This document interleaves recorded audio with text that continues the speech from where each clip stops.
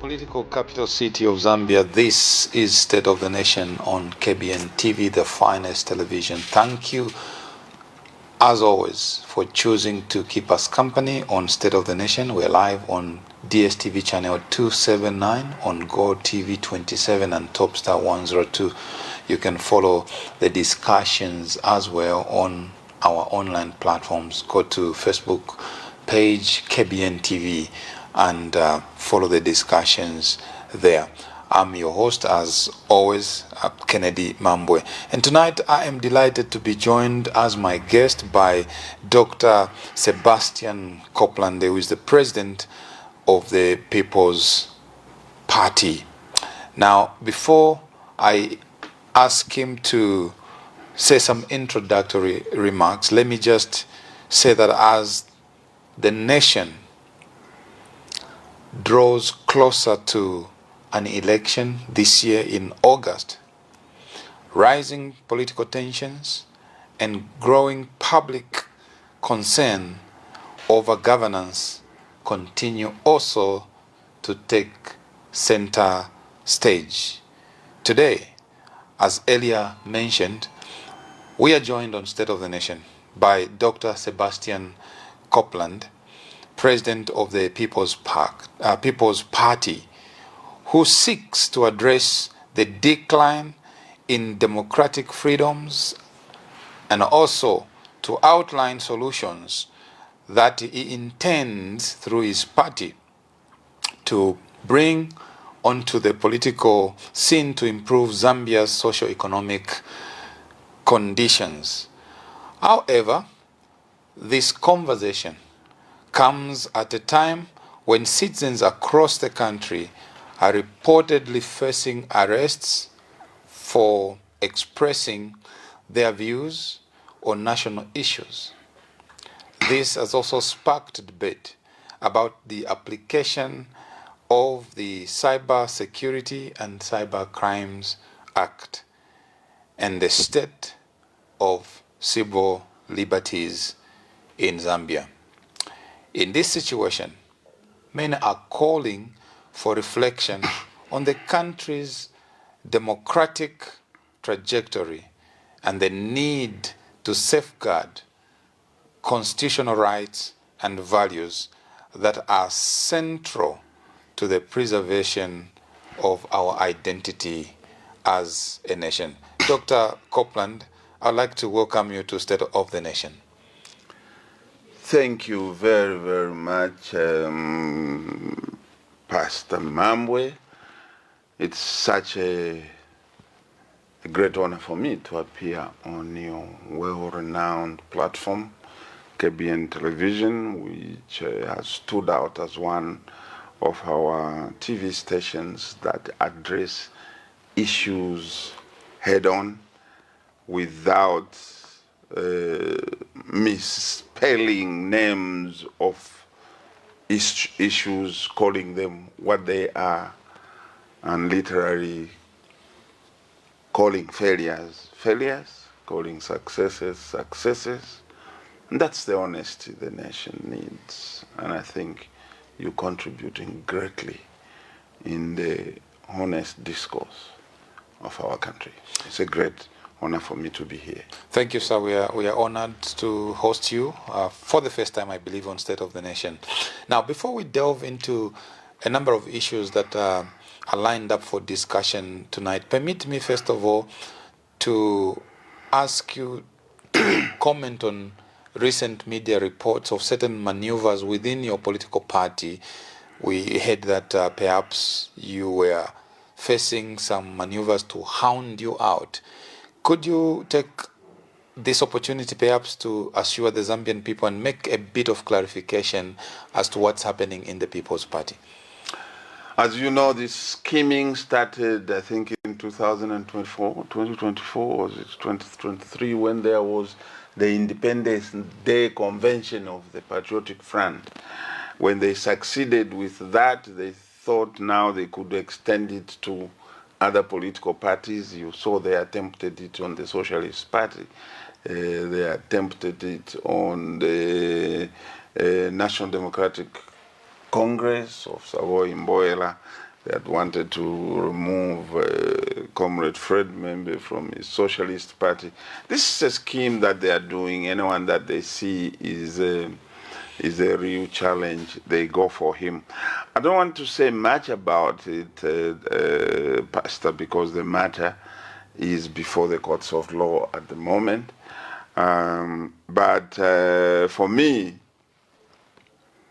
it's not an issue. It's not an issue because matters are straightforward.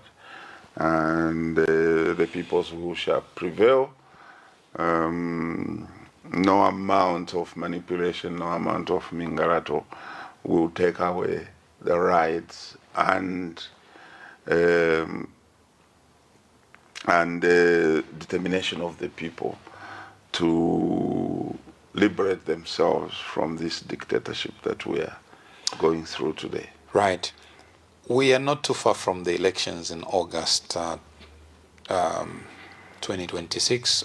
On the 13th, Zambians are going to the polls to choose their next set of leaders. How would you intend to transform the country if elected by the Zambian people? That is the question that Zambians must be addressing themselves to. Yesterday, I did hold a press briefing, and I challenged Zambians to ask themselves a few questions. Why do you want to vote? How will your vote impact your life? What are those seeking office telling you about the things that they are going to do that will impact your life and impact your country? What is their plan to improve the quality of your life and the quality of life of your community? Do you want to vote for someone simply because everyone else says, Ekuli Chimwela? No. Your vote, my dear Zambian, is more valuable than that. You cannot choose leaders on the basis of mob psychology. As for us in the People's Party, we have a plan. And the change that we are going to bring to Zambia sits on eight fronts. The first change that Zambians will see is there will be immediate relief in the cost of living. The cost of living has been worsened under this regime because they adopted policies that have taken the people of Zambia through a huge journey of punishment. Therefore, we are going to correct that, improve the living conditions of our people by addressing the cost of living. One, we are going to introduce targeted subsidies on essential commodities such as mirimi, fertilizer, fuel. Let me tell you, as the only qualified transitional economists on the continent of Africa, there is no country in the world that does not subsidize its citizens. None, not even America, not even England, not even the entire Europe. Every country subsidizes its people.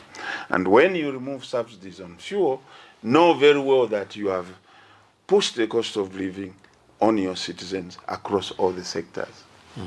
We are going to reduce the cost of fuel by making sure that we start procuring fuel now from within Africa. Angola, Nigeria, Congo, all these are Angola and Nigeria are big producers of oil. We need to start procuring oil from within Africa under the African Continental Free Trade Area framework. We are going to open up Tazama, Tanzania-Zambia oil pipeline for use of all oil marketing companies and not only one, like we have experienced, and that has been abused, and Zambians have been paying more for oil than they should have been doing. We are going to remove nuisance taxes on common services such as talk time, mobile money transactions. We're going to stabilize the kwacha and reduce inflation, because stabilization of the kwacha is key. We are an import-oriented country.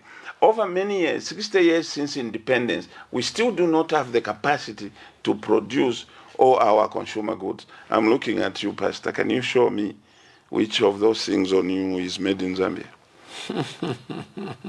That's a big question. Nothing. So all our consumer goods are imported. So we got to manage our exchange rate. But in the meantime, as the People's Party, we have a plan to reverse our import dependency, so that we are going to take what we call the import substitution strategy, plus or accompanied by an export drive. We'll get there. We are going to ensure that electricity is available for Zambian households and Zambian industry. For the past 4 years, we've been kept under darkness by this government, who have been exporting our electricity to foreign jurisdictions at our cost. The other day, we heard one Minister of Energy telling us, I'm now giving you 3 hours of electricity every day. Clap for me. What cheek. What arrogance. What arrogance. I thought the president was going to dismiss that minister for making that statement. Your people have been suffering for so many years. They have closed their shops. They have closed their hair salons. They have closed their barber shops. They have closed their little welding businesses in the markets. You give them 3 hours of power and you want them to clap for you. That's arrogance of the highest order. No, we are here for service. Now, I'm not sure if you are done with listing your 8 priority areas, but what caught my attention is your policy drive to make sure that Zambia begins to buy fuel from within the continent. And at the back of my mind, I'm thinking of the raging war between the U.S., Israel, exactly, and Iran. Exactly. What are your thoughts around how this might likely to impact us, if at all the war doesn't stop in it's of course It's of course going to impact us, and impact us tremendously.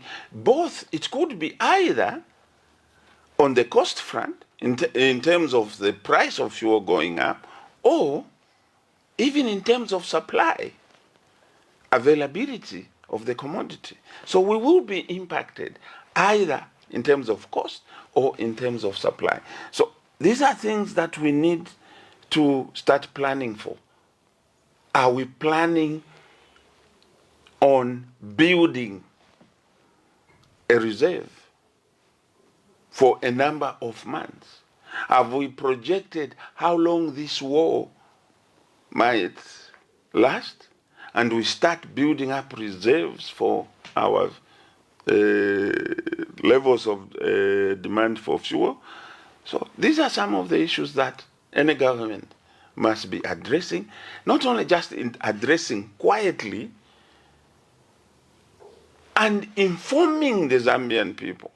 This is the situation, this is what we are planning to do, this is what we are doing, this is how far we are contracting so much, and so much will come in by such a date, we've built storage capacity here. All that information must be communicated.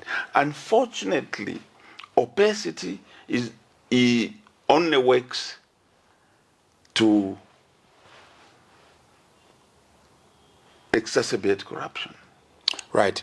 Now, Dr. Kopulande, you are a very accomplished technocrat. You've been known to have served from the days of Levi Patrick Mwanawasa. No, from Chiluba? From Chiluba to Levi Patrick Mwanawasa.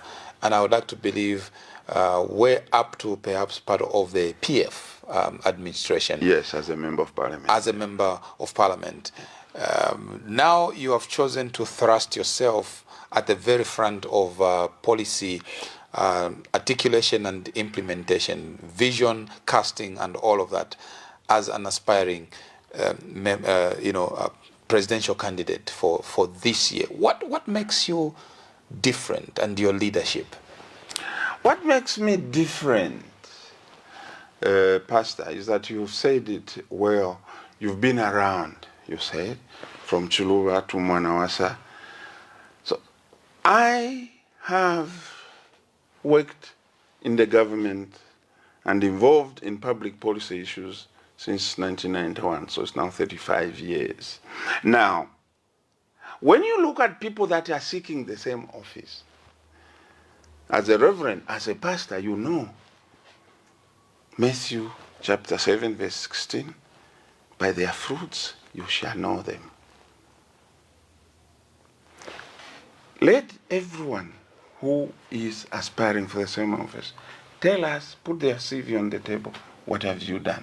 Let me tell you why Zambians can trust my leadership. One, I'm the father of the MMU. I created it. Two, I'm the father of ZDA. I created it. I'm the father of Citizens Economic Empowerment Commission. Yeah, that's my brainchild. Multi-facility economic zones policy, that's my brainchild. Presidential Housing Initiative, that's my brainchild. It's all on record. Levi Mwanawasa Stadium in Ndola, that's my brainchild. Levi Mwanawasa Bridge on the Luapula River, that's my brainchild. Electricity in Chembe, that's my brainchild. There is so much I can talk about in terms of things that I have created. Today, they are talking about distributing free sanitary pads to girls in schools all around the country. That's my brainchild. As Member of Parliament, I moved a motion in Parliament for that on 2nd October 2019. So I have a proven record. I have worked for my country, not only in Zambia. I have represented Zambia at the Africa, Caribbean, Pacific, European Union Joint Parliamentary Assembly. I was in the European Parliament every 3 months debating on international issues, representing the Zambian Parliament.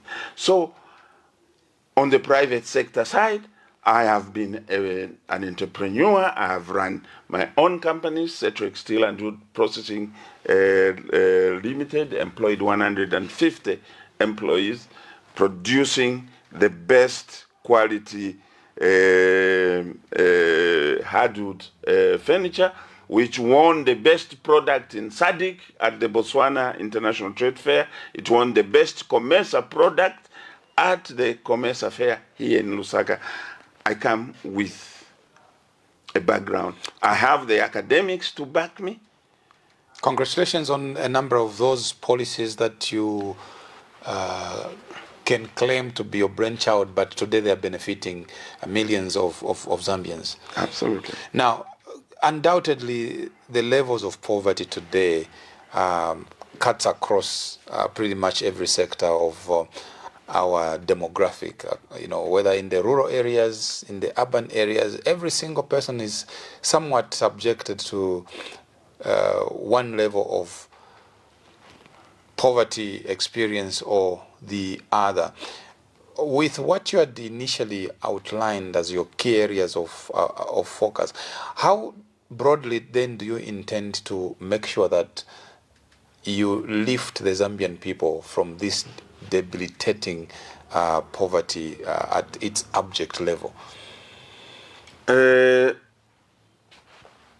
you have said, poverty is a big challenge to Zambians today. In 2021, when our friends came into office, the poverty levels in Zambia stood at 60%. That translated to 12 million people who were classified as being extremely poor. Okay, that means living under $2.15 a day. 4 years down the line, today in as a 2025 report. At that time, Zambia was classified the 5th poorest country in the world. Today, 4 years later, we have regressed to being the 5th poorest country in the world, with 72% of our population living under extreme poverty. What does that mean? It means between 2021 and today, 3.6 million more Zambians have been consigned to the extreme poverty category. Hence, we have now a total extremely poor population of 15.6 million. Out of 20 million. Out of 22 million. Now, that, my brother, I can tell you, is not the best situation to be in for a country that has so many natural resources that God gave us for free. What more could you ask God to do for you? When you look at what is called multi-dimensional poverty, 48% of Zambians are deprived in health, deprived in education, deprived in housing. You've seen the living conditions, the housing conditions. They are deprived in terms of electricity, in terms of water. Now, 31% of the population of Zambia is undernourished. Probably check yourself, Pastor. You could be in the 31%. The Lord has been good. Absolutely. And 1 in every 3 children under 5 are stunted due to malnutrition. Right. So this is the scenario we are in. Now, how are we going to deal with the poverty issue as People's Party? How are we going to address this elephant in the room? One, we have to pursue a wealth creation strategy. We must address the issue of lack of food, lack of means, lack of access to essential services. We must address the issue of lack of jobs. So one strategy that we are going to undertake is to establish youth farm blocks in every province. These youth farm blocks will be equipped not only with land. We intend to work with the chiefs.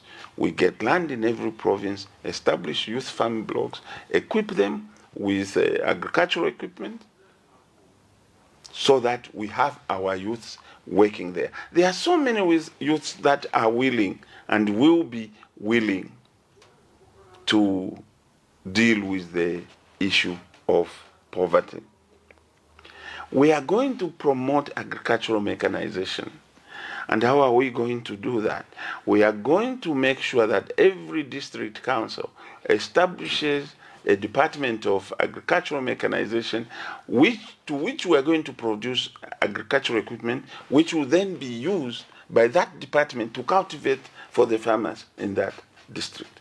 This will raise food. You'd like to introduce manufacturing of farming equipment? Absolutely. Absolutely. We are not going to depend on imported farming equipment. We will start by encouraging first assembly as the first stage. Okay? Because it's easier to set up an assembly plant than to set up a manufacturing plant. You see, if we had not stopped what the Kaunda administration had started, by now, we would have been manufacturing tractors, would have been manufacturing cars, buses, and everything. We started doing that. You were there. There was Fiat. The Fiat car, we were assembling Fiat here. By now, we would have advanced to actually manufacturing this. Right. Then we are going to address the question of the high cost of living by going to subsidize fuel, maize or food, fertilizer. We are going to stabilize the kwacha, like I said, and we are going to make sure that there is affordable power, affordable electricity for our people to produce. We have to expand the renewable and conventional energy generation. We have to electrify all the farm blocks and the rural hubs. We have to make sure that Zambians get involved in the economy. Today, Zambians are simply bystanders watching what is happening in their economy. They don't own any bit of it. How are we going to address that? By approaching steps towards citizen economic empowerment. One, we are going to establish the Citizen Economic Empowerment Authority. I set up the Citizen Economic Empowerment Commission. It has failed to perform because now it's being used for something else that it was not intended to be used for. I intend to reorient that, reorganize it, and turn it into a Citizen Economic Empowerment Authority to expand its responsibilities, its functions.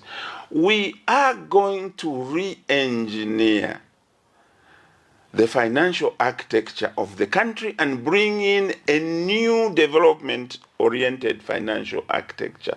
This country is not structured to grow. I get surprised when people are telling me the economy has grown, is going to grow by 6% from where? Tell me. It will grow. The income of 3-4 mining companies will grow. But does that mean that growth is shared by the rest of the population? No, that is not true. So, for us, our approach is this.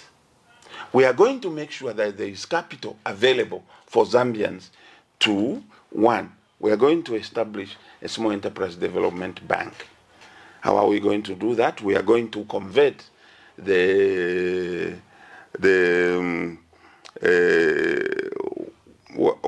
NatSafe. We are going to convert NatSafe.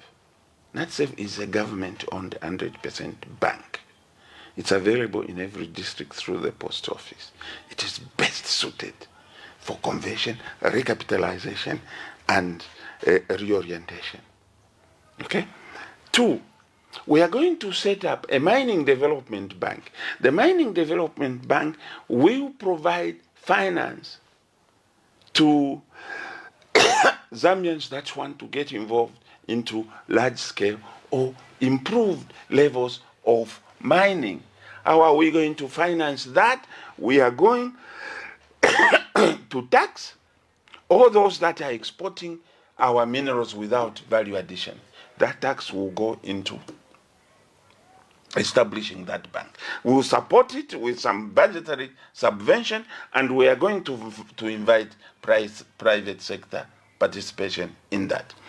We are going to set up an agricultural development bank so that we move Zambians away from the Kambwiri agriculture, akalukasu, that will not feed our nation and export to our neighboring countries. We're going to set up a housing development bank, housing and construction development bank.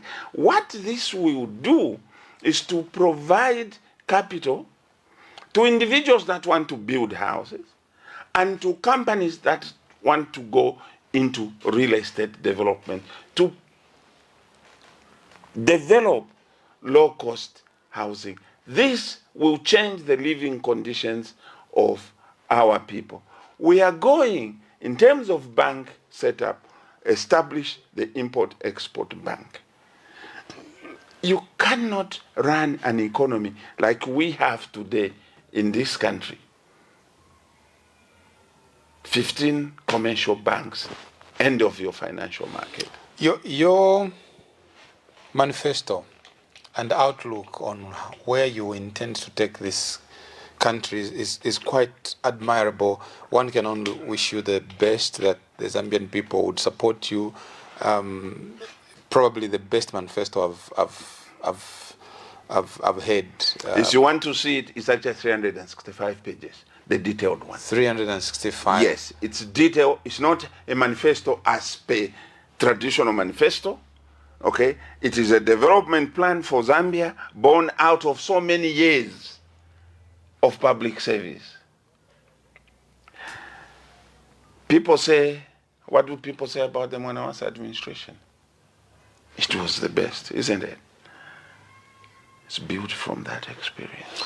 So, responding to the needs of the people, responding to the needs of the economy, and responding to the needs of the future. And by the way, talking about the future, we are going to establish a sovereign wealth fund so that we reserve funds, we reserve wealth for our children to come and invest. Talking about fighting poverty, as you have outlined, obviously the current administration within its scope is trying by all means to bring about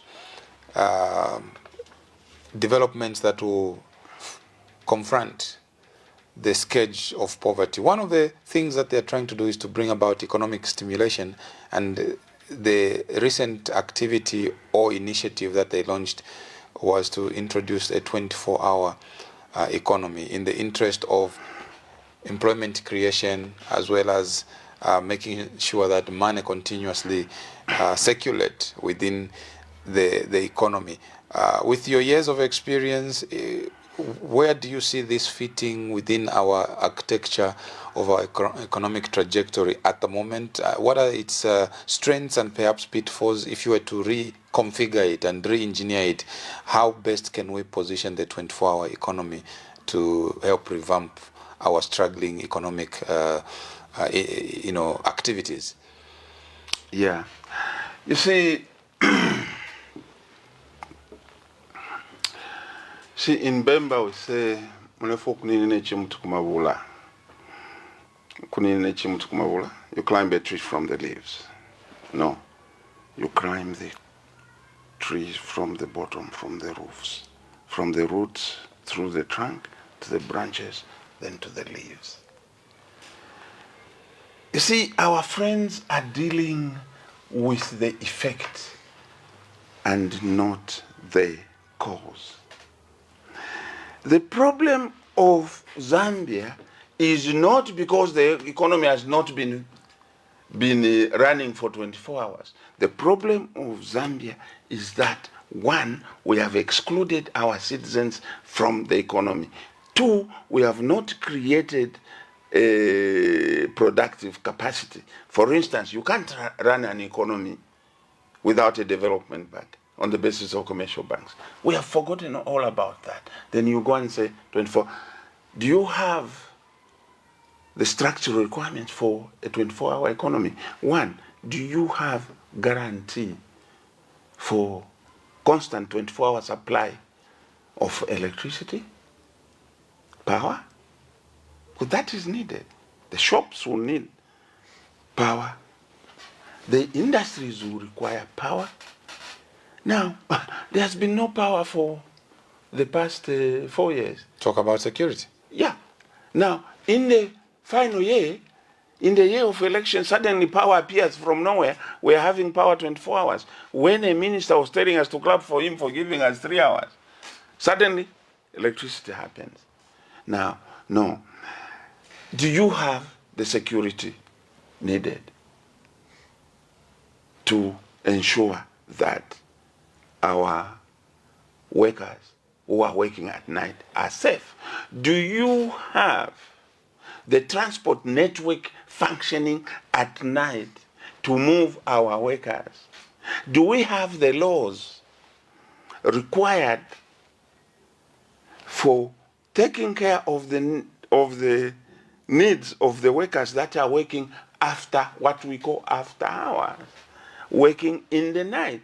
Those require conditions. So there's got to be certain labor laws that covers a shift-based economic cycle. All those are not there. You go and announce. And by the way, let me tell you this, Pastor. 24-hour economy is not a new subject. We have been debating this 24-hour economy since MMD came into power in 1991. Okay? There has been debate on this. And let me say this. A 24-hour economy does not develop from a government policy pronouncement. It doesn't. It develops organically out of demand for a service or for a product. If in the compound you have your shop and you can see that your customers are coming after 5, after 7, after 8, after 9, what are you going to do as a businessman? You will extend your working hours and keep your shop open so that your clients can come. Are you going to wait for an announcement from the chief government spokesman that the cabinet sat and approved the 24-hour economy? A 24-hour economy creates itself. Right. So in your submission, you reckon we're not ready for that as a nation? It's a wish. It's a wish. Trying to be innovative. And yet, I can tell you, and I can be very blunt here, this government has not innovated anything. Okay? In terms of projects, in terms of policy pronouncements. They brag about CDF.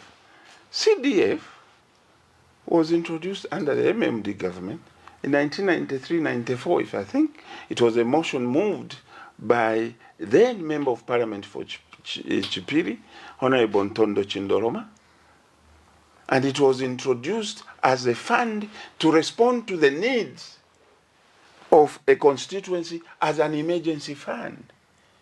It was not intended to be a development fund. It has been there since the first MMD government of post-Kenneth Kaunda under Chiluba to date. All that UPND has done is push more money into it. Now, my question is always this. I was listening to a committee, I think it was a local government committee or public accounts committee, where the Minister of Finance was in a session with the committee, or it's probably the budget committee. After the minister had announced his budget and announced that they had raised CDF to 40 million, one member of parliament said, Minister, every year you are increasing this CDF, but we never get the full allocation that you announce in the budget. Okay? Sometimes we only get half. The Minister of Finance, my senior colleague, Honorable Stumbeko Musokotwane, responded and said, as far as I'm concerned at the Treasury, we release all the money as budgeted. Now the MP who's supposed to receive this money, who's on the receiving end, says, I don't receive the money. Where does it go? So my question is, yes, where is the discrepancy? What has created this discrepancy? Because the Member of Parliament must know how much CDF he receives. If he says, I have not received, then indeed he has not received. And a Member of Parliament will not go to Parliament and lie in a committee. No. So can we have a very clear explanation. Right. Let me take you back to your submission about creating localized or provincial-based, or is it district-based youth farms. Perhaps within the context of rural industrialization, how is this critical, to the transformation of our country at that level? And in its absence, what do you foresee in the next 10, 20 years to come? Brilliant question. Brilliant question. It's like we are reading my mind. The youth farm block is part of our rural industrialization strategy. Now, how does it work? How is it going to work? So the entire scenario is this. We know that every province in the country has got its natural endowment. Okay? Every province has got its natural endowment. So what is happening there? Some produce what's this, honey? Some provinces produce cassava. Some provinces produce, like my relatives in the Eastern Province, they are very good at ground nuts because they know how to go underground, following other things.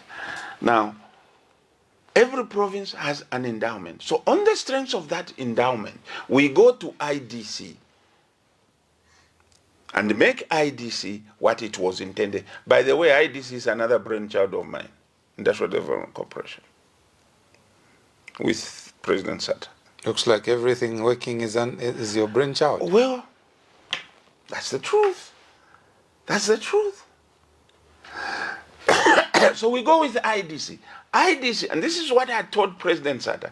The job of this Industrial Development Corporation that I would like you to set up is that it must be the pathfinder investor, because an ordinary Zambian will not be able to deliver the infrastructure it requires to operate a new business in the rural areas. So IDC goes in, sets up, say, a peanut processing plant somewhere in Chadiza, in Eastern Province. They grow that business up to a certain level of profitability, then they divest. Find someone to take over. No, they divest, sell the shares to the local community and on the stock market. Okay, so we use that as another tool for economic empowerment of the citizens. Okay, now they divest and bring in other investors who could be local or foreign investors, so that they remain, actually the intention is they remain with a minority share. Now, within that, to support that, we have now, by the way, they do not have to have only one industry in one province. They could have 4 or 5 industries, because the endowment could be multiple. There could be multiple endowments in each province. They can set up different industries. So we set up now a youth farm block. That youth farm block's job will be to produce the agricultural produce and supply to the processing plant. Dr. Kopulande, do you have to be a president or just an economic advisor to this nation? Because you can do so much than That's what I've been doing. That's what I've been doing all these years, and I've been frustrated. So you want to do it yourself? That things don't get done at the pace that I would like to see them done. I can tell you this, and I'll give you an example. There was one time, Moses Banda can confirm this, Dr. Moses Banda. There was one time, and Darlington Mote, where, because I was President Mwanawasa's speechwriter. So I wrote the president's speech for the opening of Parliament on the 13th, Friday 13th January 2006. So I do this speech. This speech was different in every aspect because it pointed clearly to what the budget policy direction was going to be. So I give to President Mwanawasa, he reads it. He calls me. Sebastian, how long will this speech take me to read? I said, it will take you 1.5 hours. Because I knew him so well. I could tell how long it would take with the speech I've prepared for him. I said, that's the standard state opening speech time in Parliament. He says, okay. Go back and put in another 1 hour. I said, Mr. President, you want to speak for 2.5 hours? He said, yes. Then I said, okay, not a problem. I can put in what would you like me to add in? He says to me, what you did for 1.5 hours, did I tell you what to put in? Go get the job done. Wow. So now I get the job done. I finish 2.5 hours. I give him. He reads it. He says, now, have you discussed this new policy pronouncements, this new policy direction that you want me to prescribe? I like them, but have you discussed with the Minister of Finance, Magande? I said, no. He says, okay, engage Magande. So I go to Honorable Magande. Honorable Magande was a different view. He refuses. So now, I meet my colleagues, my fellow staffers, the fellow presidential team. Advisors. Yeah, advisors. I said, gentlemen, this is the speech for the president. If you have any addition, the president has seen it. He asked me to go and engage the minister. The minister has refused this policy, has refused this, has refused this.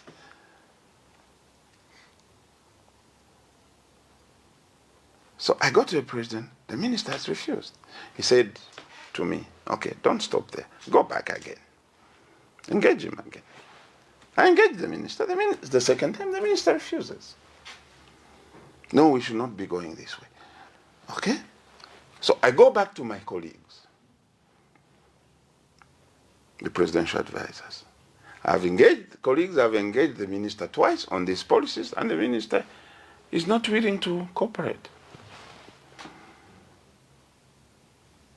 And one of my colleagues said to me, don't even worry. If the president has agreed to these policies, we have also agreed to these policies. Let the policies go. Okay?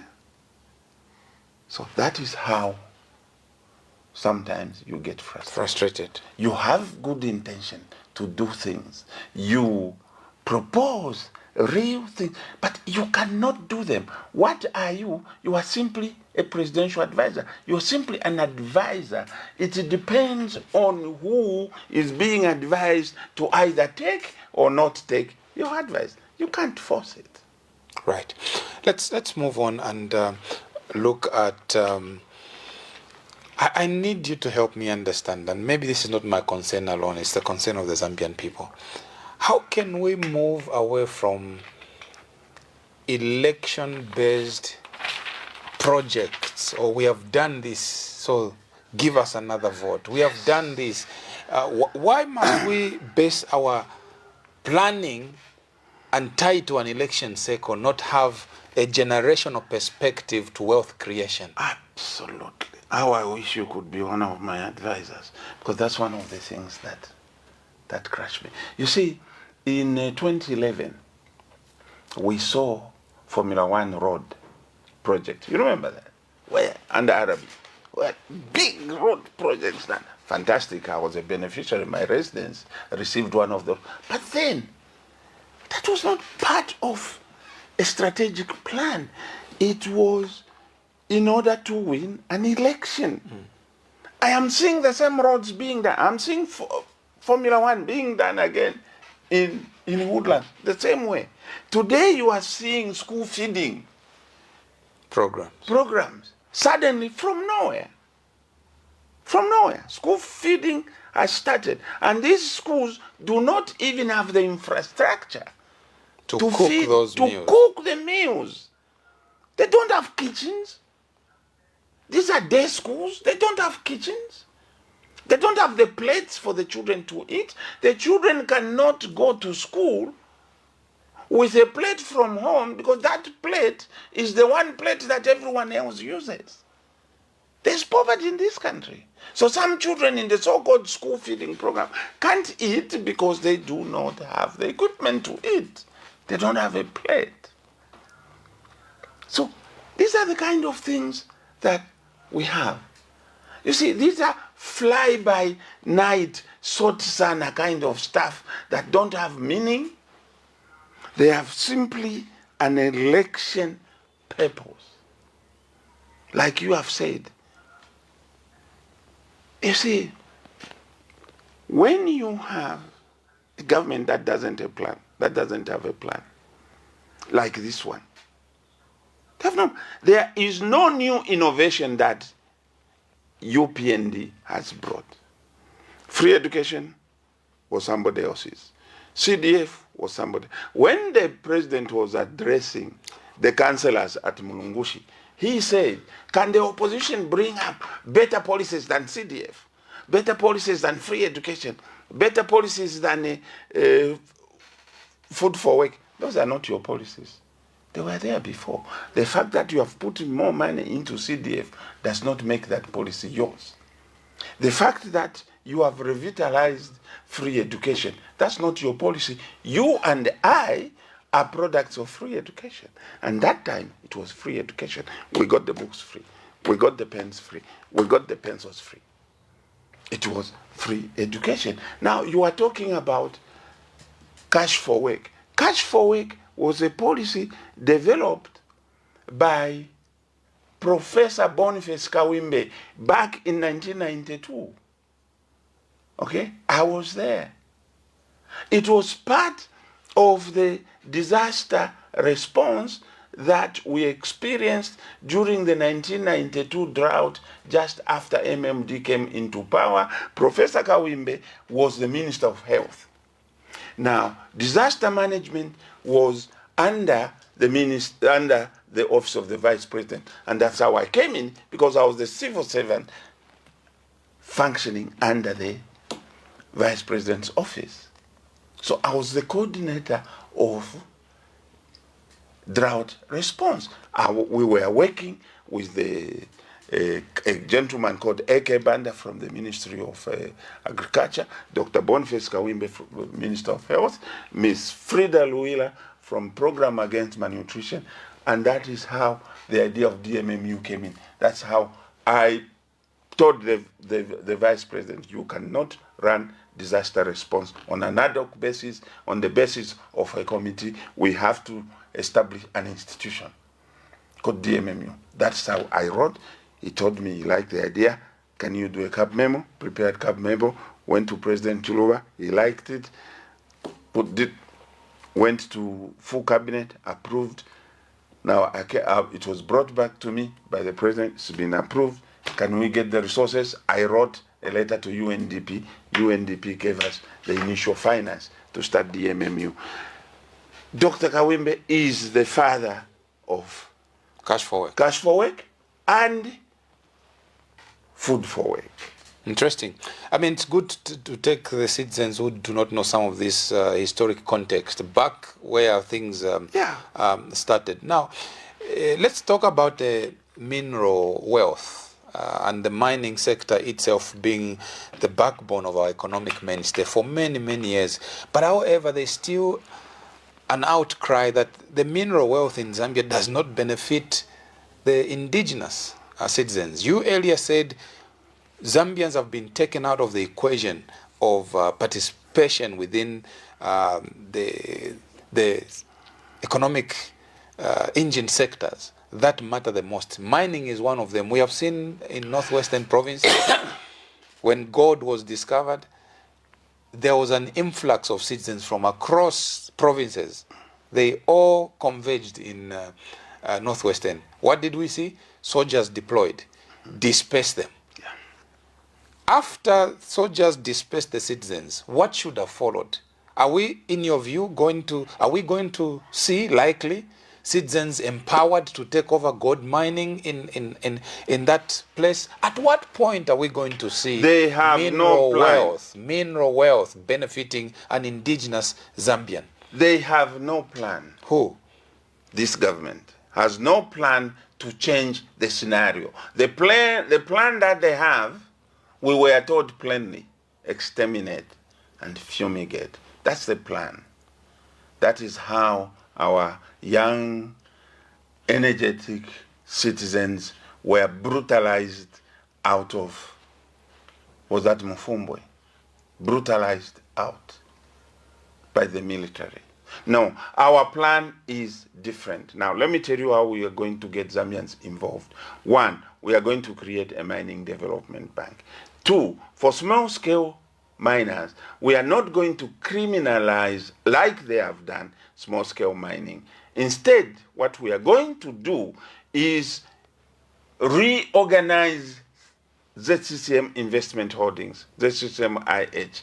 In there, create a small-scale mining department which will register all small-scale miners, create cooperatives, register them. We are going to have, under the Small Enterprise Development Bank, a fund for small-scale mining that will be financed through ZCCM Investment Holdings, ZCCM IH. So, ZCCM IH, using that fund, will buy equipment, provide this equipment to our Zambian small-scale miners, and when they produce, ZCCM IH will buy the produce. Will buy the produce and take it further for downward processing. That is the scheme we have. That is our plan. It is not to exterminate. It's not to... That's how you intend to increase Zambia's participation in the mining participation sector. In the mining sector. There have to be real empowerment. There has to be real empowerment. We are going to create a new class of mine owners born out of our Zambian young people. Are going to be new mine owners, proud owners of mines in cooperatives, who will have ready equipment, who will have ready market through the ZCCM IH. The ZCCM IH has the capacity to go international and market the produce. In the meantime, they will have bought, paid off the miner. We will have empowered miners. Then those Zambians at the higher level, they will access funding through the Mining Development Bank. Those of you and me, if we want to get in, we have a mining license. And by the way, we are going to ensure that mining is done in conjunction with Zambians by incentivizing foreign investors in the mining sector who are going to partner with Zambians. We will give them tax discounts depending on the extent of Zambian participation. If I'm a foreign investor, you are the Zambian, or let's do it the other way. If you are the foreign investor, I'm the Zambian investor. You come and say, okay, I've got equipment, let's go together in this mine, I have equipment, I have the funding, I'll give you 10% shareholding. You bring in your local knowledge, you bring in your license, the government. Because you have given 10%, we'll calculate. There will be a formula that will be worked out. We'll calculate how much tax discount you must get. If you make a profit of 100 million, we will tax you at 35% on 100 million, then we'll give you a discount on that tax based on the extent of shareholding you have given to a Zambian. This means if it's 10%, there will be such a percentage of discount. If it is higher, there will be such a percentage of, it will be calculated, graduated, right, pro rata. I need us to move quickly because of time. There is the aspect of, I need to pick your mind on the aspect of, government procurement. And I say this because currently there is something that has been reported in the media regarding ZAMSA and perhaps a special purpose vehicle that the government may have intentionally designed to involve a foreign investor called Akums Drug and Pharmaceuticals Limited. The premise was for that to be a joint venture with government to start manufacturing. From what we've been told, they promised to be manufacturing about 73 or 71 different drugs right here in Zambia. What is happening now is we have seen single sourcing of this particular company by ZAMSA to the tune of 25 million over the next 3-5 years or thereabout. It has moved from manufacturing to giving them funds to source medicine from elsewhere. What are your thoughts around how we can streamline government procurement for essential drugs, for instance, that affect every citizen at the last chain? So we are appointing a foreign company to be the procurement agent for us for drugs, right? That's the arrangement, sounds like. That's how it sounds. So you mean we don't know where these drugs are manufactured? In the civil service, all these years, drug procurement has been undertaken through the Ministry of Health or through ZAMSA by Zambian civil servants. Directly. Why are we now creating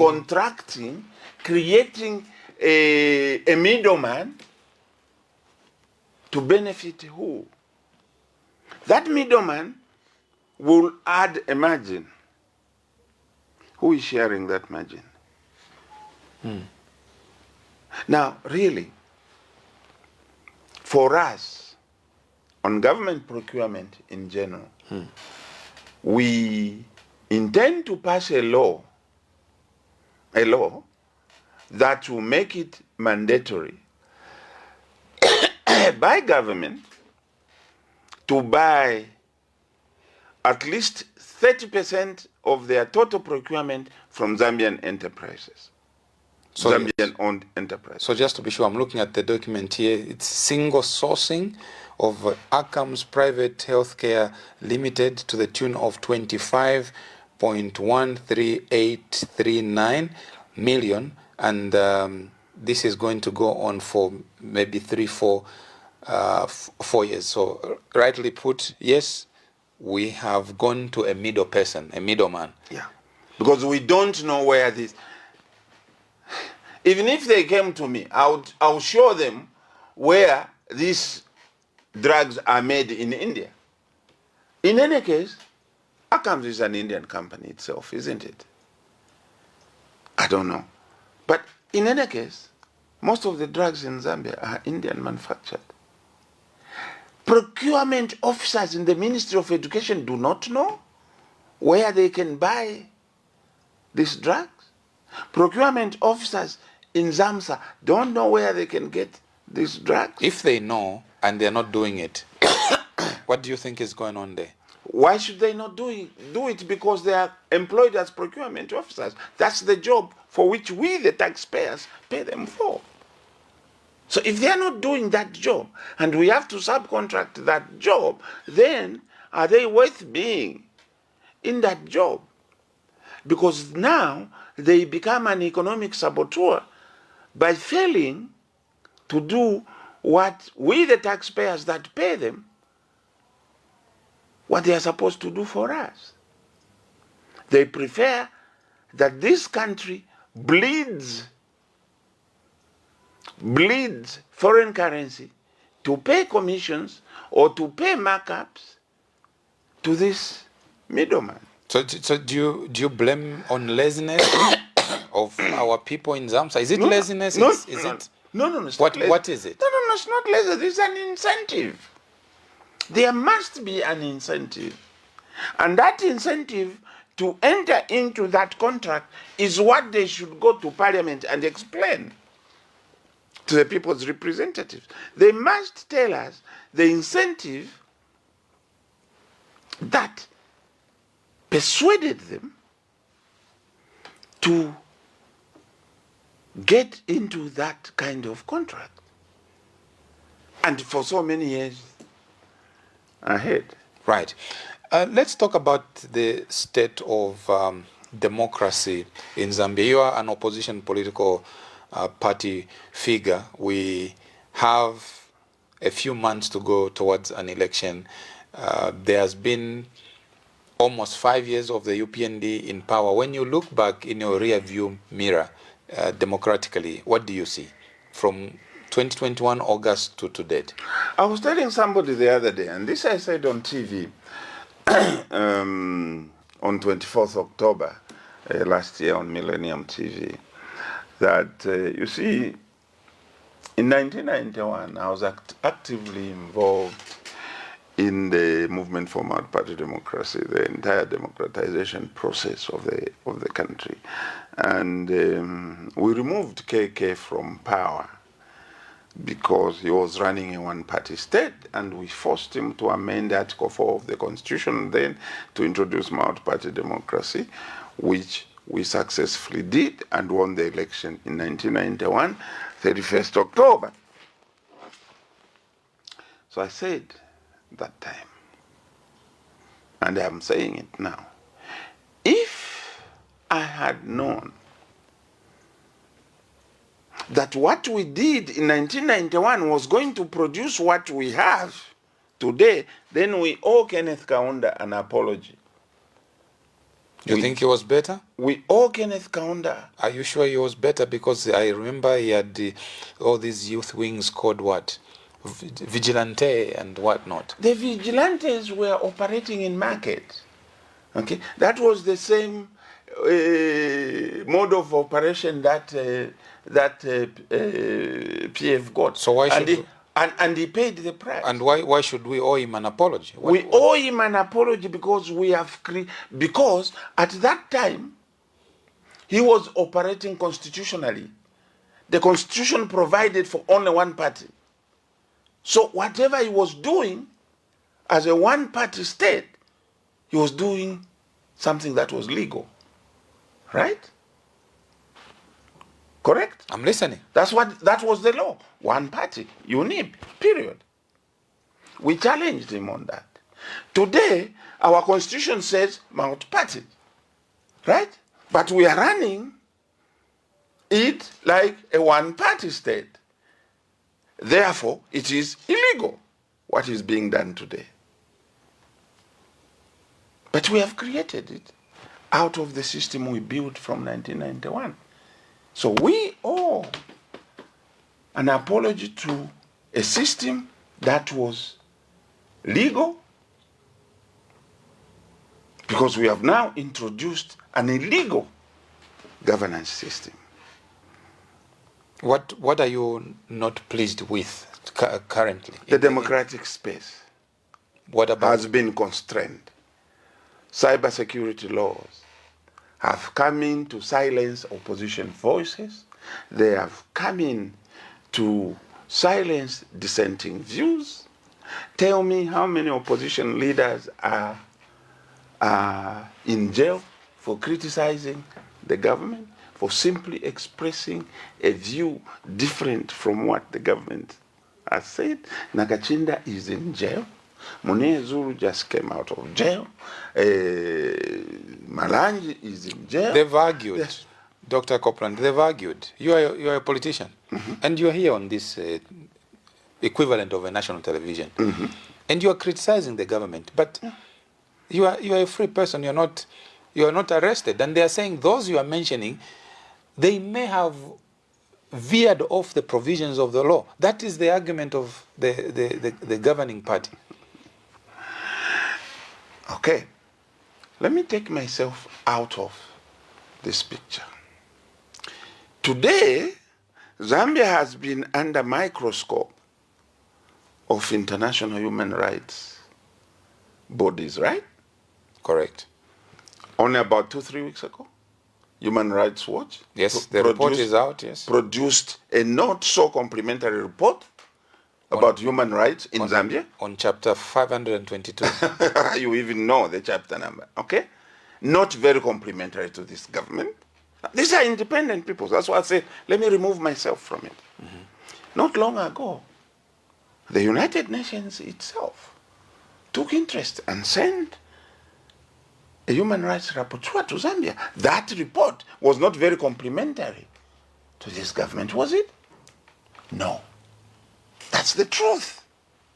So are all these people creating stories? Why? Why? These are international people who don't live there. They have no interest in taking over power from anybody. But they have come, they have studied the situation, and they have produced the report to say the human rights space in Zambia is getting constrained. As a political party leader, have you applied to hold a political rally? Have you ever been denied? Why do I want to waste time on some of this? What do we want? How many others have applied to hold rallies who have been denied? How many? How many? So you've never been denied yourself? This is not about me. It's not about me. It's about the country. You see, I should not remove myself from what they do to you because they have not done it to me. As long as they have done you an injustice, they have done the same injustice to me. Matthew chapter 25, verse 31. As long whatever you did to the least of my brothers, you did to me. So if I do wrong to you, you have done wrong to me, to Jesus Christ himself. So it's not about me. It's about doing what is right or what is not right, so according to the principle of humanity. So that is why for us, as the People's Party, our political ideology is Ubuntu. Ubuntu recognizes the complementarity of humanity. It recognizes the mutual dependency of humanity. It recognizes the need for compassion, the need for empathy, the need for collaboration. So in the context of all these things that you have painted justifiably, so anchoring it on the international findings of where Zambia is democratically, to speak today, and yet you have an election in less than 4 months. Yeah. What do you foresee as we run up to this election if we continue to operate in the space that you are describing? I see worry. I feel worry. I am concerned. I am concerned because I will tell you, I was one of the key advisors of a president who ran an election against other opposition parties. What I am seeing today is not this. I have been involved in preparation for elections. I remember in 1995, I was with Honorable V.J. Mwanga, who was the chairman of the negotiating team amongst political parties with President Chiluba at State House. And I was there as permanent secretary for the Ministry Without Portfolio. And I was secretary of the group. The opposition parties raised a number of issues, their concerns on the elections, the credibility of the elections, the human rights issues, the issues of possibility of rigging. Let me tell you, ask Honorable VJ, that is when the system to count votes at the polling station was born. Now, what was there then? There was this give and take. Give and take. Have we heard the president call a meeting with opposition parties to discuss preparation towards the elections? The elections are 4-5 months away. They're 5 months away. Have we heard an invitation from the head of state to opposition leaders to sit down and let them raise their concerns to the president? I was there. President Chilufya called a meeting with Dean Mungomba and everybody. And that is how we said, okay, if that is your concern, then we'll start. Because their biggest concern was that at the time of moving the ballot boxes from the polling station To the totaling center. there was a counting center and a totaling center. There could be possibility of interference. So I advised President Chilufya with Vijay. Vijay and I advised President Chilufya, let's count at the polling station. Now what about the lighting? We shall provide lighting. Okay? At every polling station. We shall provide security at every polling station. That is how that was changed. Now, all these things, are they happening today? Have you heard any indication from the president to meet with opposition party leaders? Why is that not happening? When we are heading towards? I mean, let me ask you a question. You're asking a very fundamental question. Why is that not happening? You're talking about the president engaging the opposition.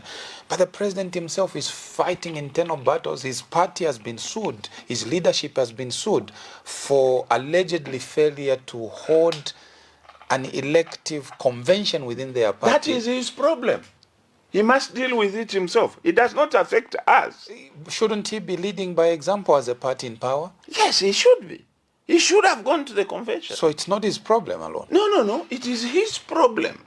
Why didn't he go to the convention at the right time? Because he knew very well that his tenure as president of the party ended in February. Why didn't he go for a convention before February? What are the implications? Well, no, these are internal UPND issues. I don't want to get involved. But there is a constitution at national level which has got implications to those things. Let UPND sort themselves out. Right. As we edge towards the end of our discussion, which I must say I've enjoyed, not just because I'm interviewing you, but I've enjoyed because I'm a citizen of this country. And I must declare interest that I feel highly educated by the depth of your discourse. I would like to know, as a party, People's Party, how do you intend to strengthen democracy and the rule of law should the Zambian people put their trust in your leadership?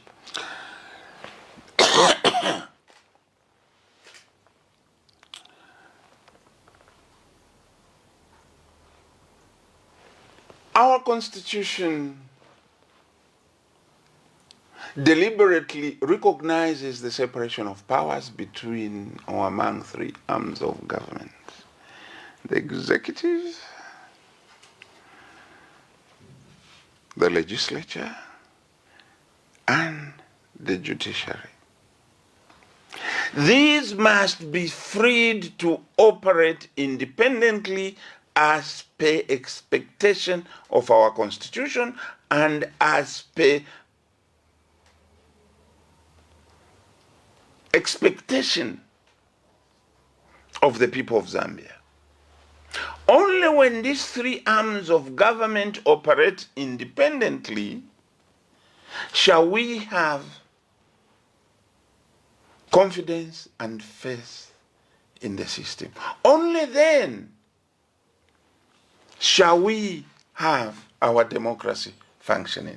Let Parliament let Parliament enact laws that are fair to the people of this republic, and enact laws legally, not by the kind of thing we saw on Bill 7, an illegal.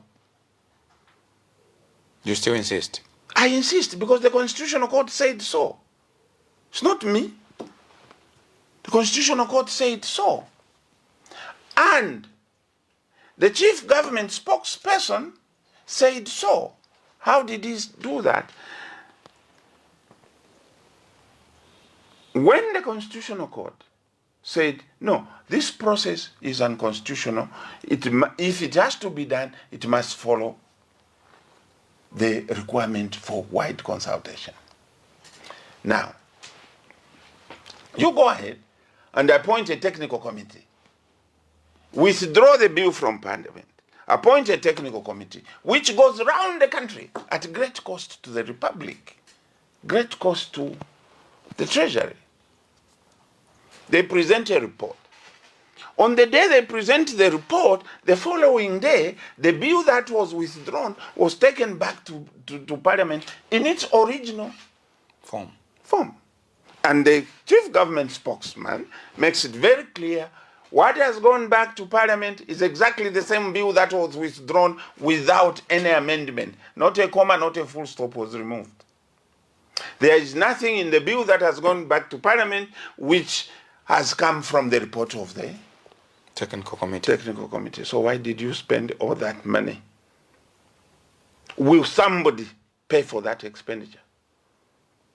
Where you spend taxpayers' money on an exercise in futility, on an exercise whose outcome you knew very well was not going to impact anything. So you do that. Okay? You take that through to Parliament, and the president in Choma says, I called them to my house and I made sure we won. What happened that night? The president said if we didn't win Bill 7, we would not win. We were going to lose the elections. What's your interpretation of that statement? My God, I am trying to look what it is, to see what is in Bill 7, which has made the president already having won the elections before August. Because he says, if Bill 7 had not passed, we were going to lose 2026 elections. Now, this is before the elections happen. So what is it which has made the president and UPND already win the elections that have not happened because Bill 7 passed?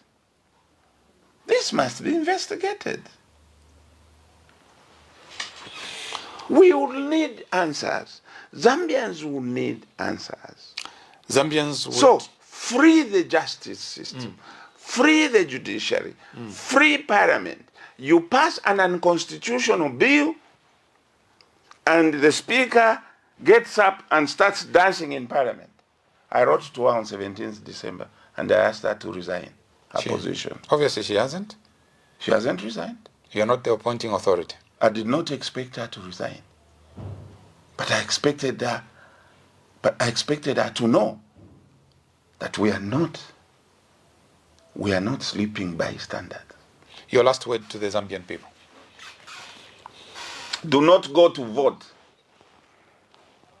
for people that don't tell you what they will do for you. Do not vote for people that don't show you their vision. Do not go and vote for people that are not going to impact your lives and the lives of your communities. Do not vote for people that intend to manipulate your lives through scheming and mingarato. This country belongs to you. You have a right, and the right to choose a leadership that has pointed you in a direction that you are happy with. Do not vote for people that have no history, that have no CV. Sontapo wabomba. What have you done to show us that in fact you have a concern for the community, you have a concern for the people of Zambia? What did you do in your own initiative? What have you done? To my fellow opposition leaders, let us unite, but let us unite around a vision. Let us unite around a vision, because we remove UPND. What next? That's it for State of the Nation tonight. My guest has been Dr. Sebastian Kopulande, President of the People's Party, on behalf of my producer, Patricia Kumboyo, and indeed on behalf of my director on duty, William Chongo. The Lord bless you and keep you safe. Shalom, shalom.